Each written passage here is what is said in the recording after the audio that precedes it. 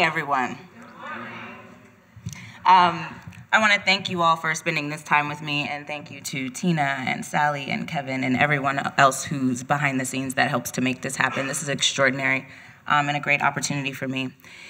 So they call me Sallome, and I'm not vain, but I do believe that I was here to be great.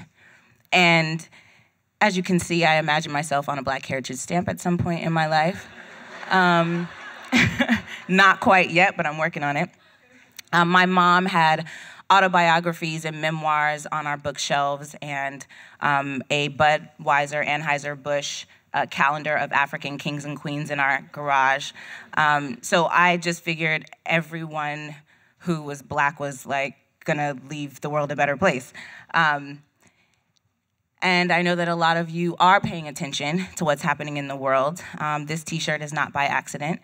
My mother also talked a lot about us being made up of physical matter, like you are matter, like the sun and the stars and all of the celestial bodies, but also you matter to your family, you matter to your community, you matter in the world. Your actions and your behavior and your words impact other people. And so even before I could, speak on the word purpose, I was living on purpose. And that's what I want to talk to you about today, the audacity of purpose. And I need your help to do something. I need for anyone who ever attended high school to stand.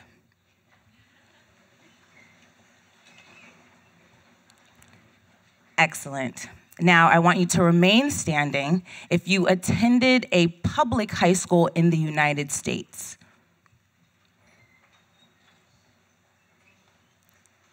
Thank you. Now, I want you to remain standing if you identified your purpose or your calling in high school.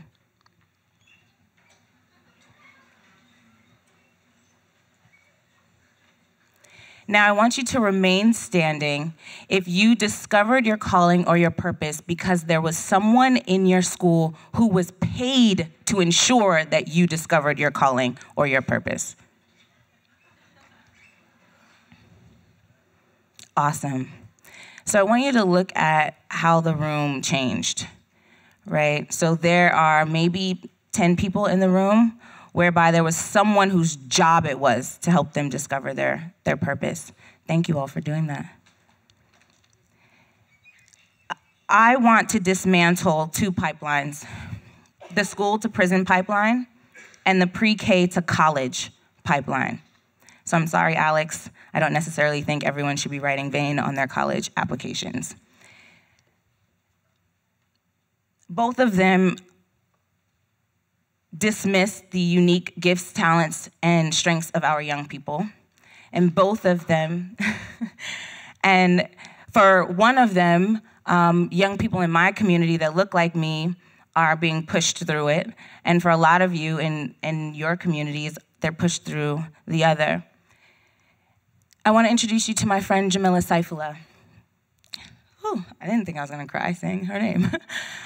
She is a principal at a middle school in East New York, and when a high school teacher changed the policy, the discipline policy, from detention to attention. And she believed that if you got at the root of the behaviors, the issues underneath the behavior, that you could dismantle the school to prison pipeline.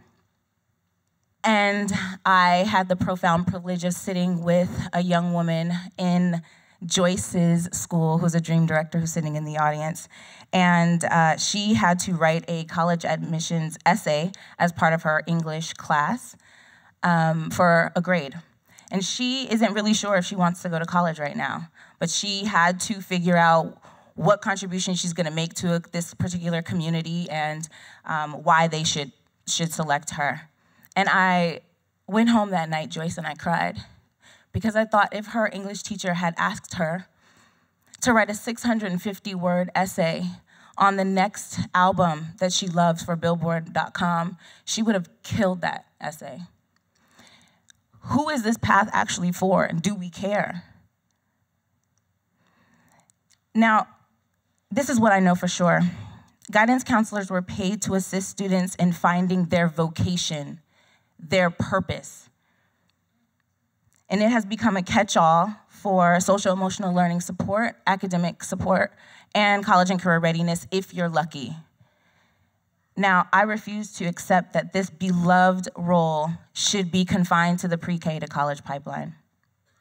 I say screw all of the disempowering pipelines. Let's start giving our young people lifelines and let them think about over and over again what that line is gonna be about. Thank you.